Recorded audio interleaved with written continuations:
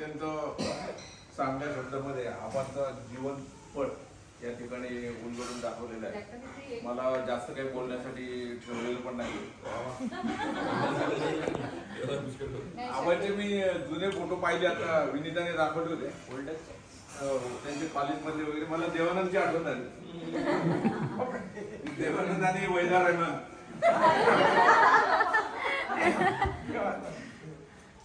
तर चांगलं त्यांचं कॉलेजमध्ये त्याच्या फोटोवरून तरी वाटत होतं कॉलेजमधलं लाईफ देखील आणि तरुणपणातलं लाईफ देखील त्यांचं चांगलं होतं. जरी ते आपण प्रत्यक्ष पाहिलं नाही कोणी तरी फोटोवरून तरी आयडिया येते. असो, एस पाटील म्हणजे ही एक युनिव्हर्सिटी आहे असं मला वाटतं. शिक्षण आणि संस्कार याची युनिव्हर्सिटी आहे. आपण विचार केला तर शिक्षण म्हणजे ते स्वतः उच्च विद्या विभूषित आहे. जुन्या काळामध्ये MSc फिजिक्स होणं म्हणजे काही सोपी गोष्ट नाहीये.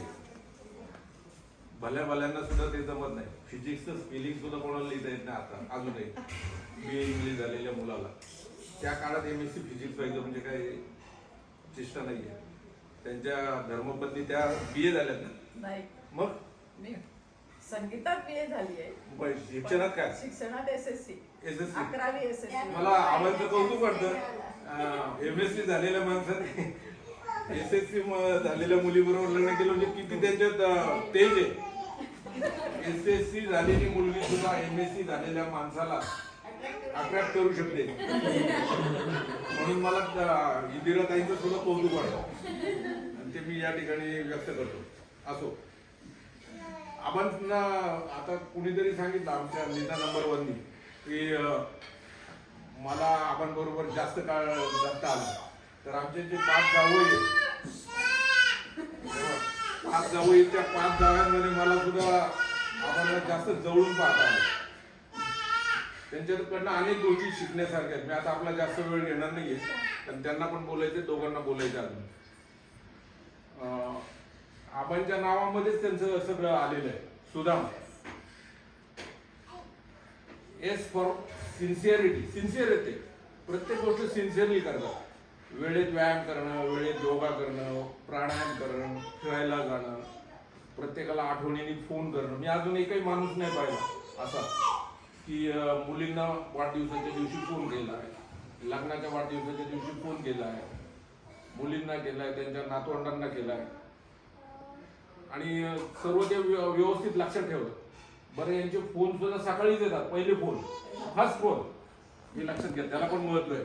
नाहीतर आपल्याकडं इतकं फास्ट लाईफ आहे, रात्री 11-12ला आठवड्यात फोन करायचा राहिला किंवा काही काही वेळेला तर आपण वाढदिवस सुद्धा विसरतो. आता ते काळाचा महिमा आहे सगळा. पण ते इतकं वय झालेलं असताना सुद्धा आठवणीने फोन करतात. ही सिन्सिअरिटी, याला सिन्सिअरपणा जो म्हणतो ना आपण, साध्या साध्या गोष्टी बारीक, त्यांना आपण शिकलं पाहिजे. आपण प्रत्येक गोष्ट कॅज्युअली घेतो, ती घेता कामा नये. आपण पासून काय शिकायचं हे मी तुम्हाला सांगतो. आणि आपण काही गोष्टी जर शिकू शकलो, तोच त्यांचा आज 90वा वाढदिवस साजरा करण्यात महत्व आहे. आणि त्यातच आपल्या सर्वांना आणि त्यांना पण आनंद आहे. तर सिन्सिअरली आपलं छोटं का काम असे ना, ते आपण सिन्सिअरली केलं पाहिजे. तर S stands for sincerity. Unique आहे पर्सनॅलिटी.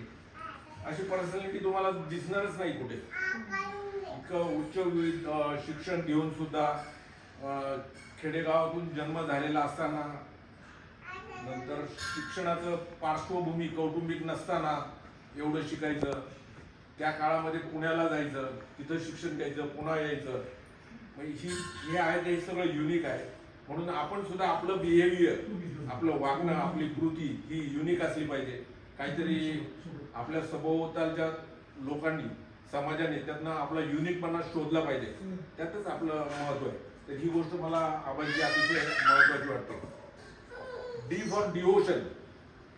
त्यांचं फिजिक्स विषयी डिवोशन आहेच आहे, डेडिकेशन आहे. कुठलाही फिजिक्स हा शब्द जरी त्यांनी ऐकला तरी त्यांच्या चेहऱ्यावर मी आनंद पाहत असे. याच्यावर कल्पना करा किती डिवोशन होतं त्या सब्जेक्ट विषयी. जसं स्टॉक मार्केट म्हटल्यावर मी जसा माझा फिजिक्स हा शब्द ऐकल्यावर आबांचा चेहरा फुलतो. बरोबर आहे ना पंचकन्या. तर ते एक महत्वाचं डेडिकेशन पाहिजे आपल्या कामाविषयी. आपण जे काही आता मला सांगायला म्हणजे आनंद वाटतो आणि अभिमान पण वाटतो. आपण प्रत्येक जण आपापल्या फील्डमध्ये दिग्गज आहोत. असं नाही का कोणी कमी आहे. प्रत्येक जण प्रत्येकाचं फील्ड वेगवेगळे. बहुतांशी डॉक्टर आहेत आपण, पण बाकीचे सुद्धा आपापल्या फील्डमध्ये अनिता वगैरे, सोनल, जयंत सगळे दिग्गज लोक आहेत. तर हे डेडिकेशन आपण दाखवलेलं आहे आणि हे डेडिकेशन आपण आबांपासून शिकलेलो आहे. तर हे डेडिकेशन आपण प्रत्येकाने डेडिकेशन आहे, डिवोशन आहे, ड्युटी आहे. तर deep stands for this words हे पाहिजे आपल्याकडे. ते मी आबांपासून शिकतो. ए फॉर अलर्ट, ऍक्टिव्हनेस आहे आबा. 90व्या वर्षी मी अजून असा एकही माणूस पाहिलेला नाही आतापर्यंत माझ्या आयुष्यात की ज्याने आपल्या जावयाला विचारलंय की माझी मिराई असेलची SIP अजून बंद का नाही झाली.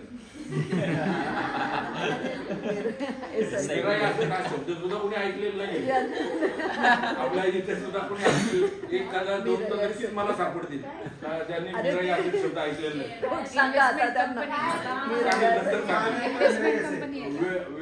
वेळेचं बंधन असल्यामुळे मी सांगेन, नक्की सांगेन. मार्केटची कंपनी आहे का?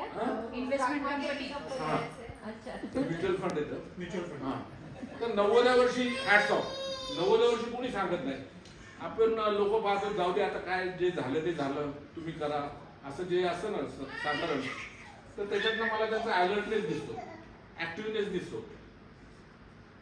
M for mindfulness.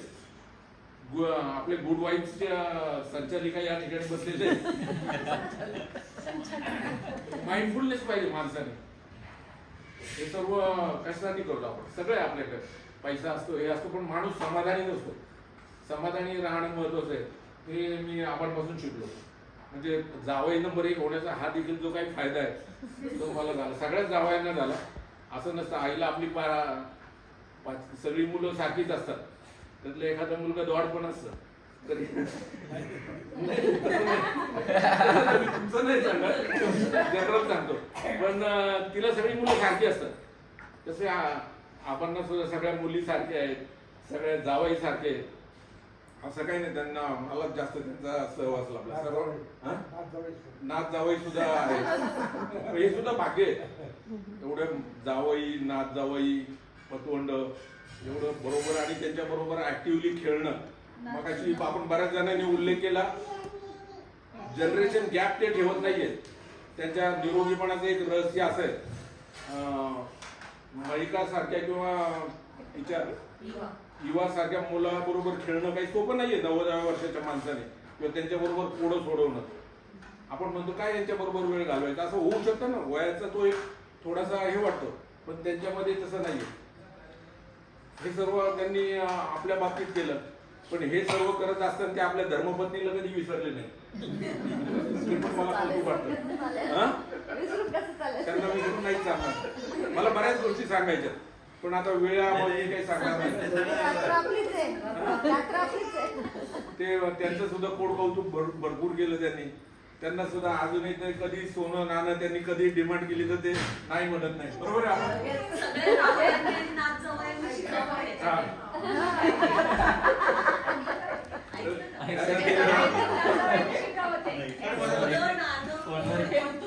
Gold diamond असो काही असो, त्यांच्या सगळ्या इच्छा पूर्ण पूर्ण करतात. त्याबद्दल मी आभार.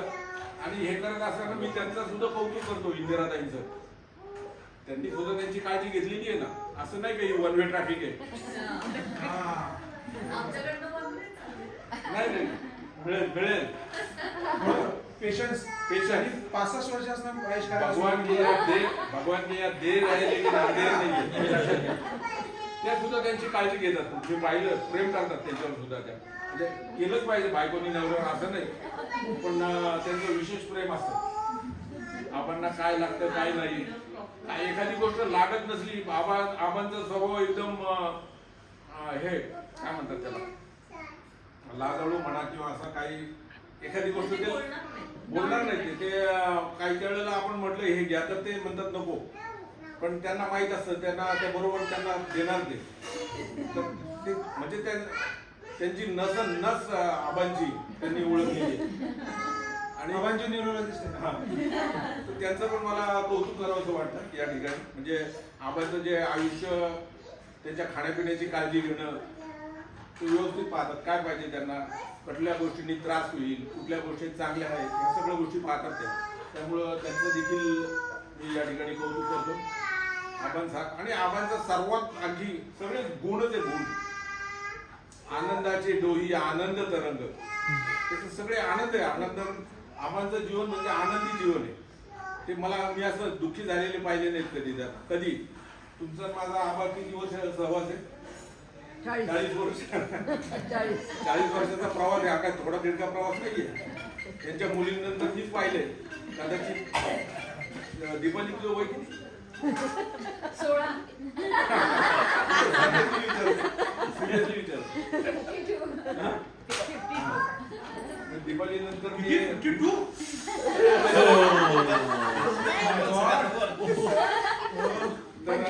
दीपाली नंतर मी आबांना जवळून म्हणजे त्याचा सहवास मला लाभलेला आहे दीपाली नंतर.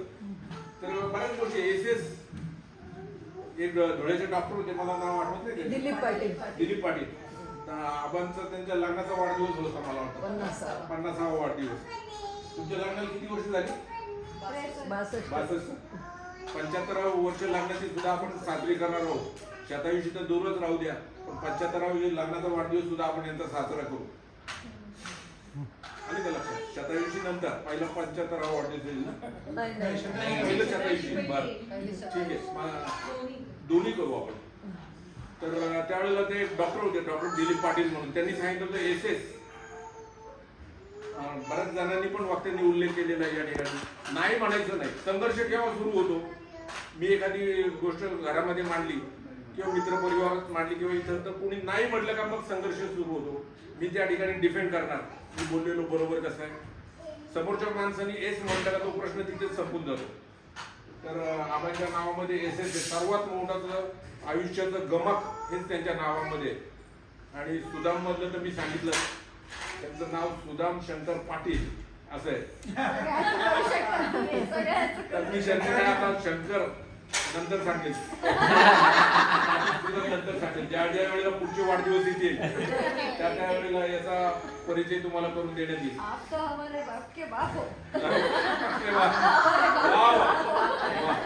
मी तुम्हाला मगाशीच सांगितलं, विनीता ज्या वेब सिरीज काढली तर मला अजिबात आश्चर्य वाटणार नाही. डायलॉग सुद्धा तिने आताच सांगितलं. मी आता जास्त वेळ घेत नाही. आबांना पुन्हा एकदा दीर्घायुष्य लाभो परमेश्वर चरणी अशी प्रार्थना करतो आणि मी आपली रजा घेतो. धन्यवाद. यानंतर मी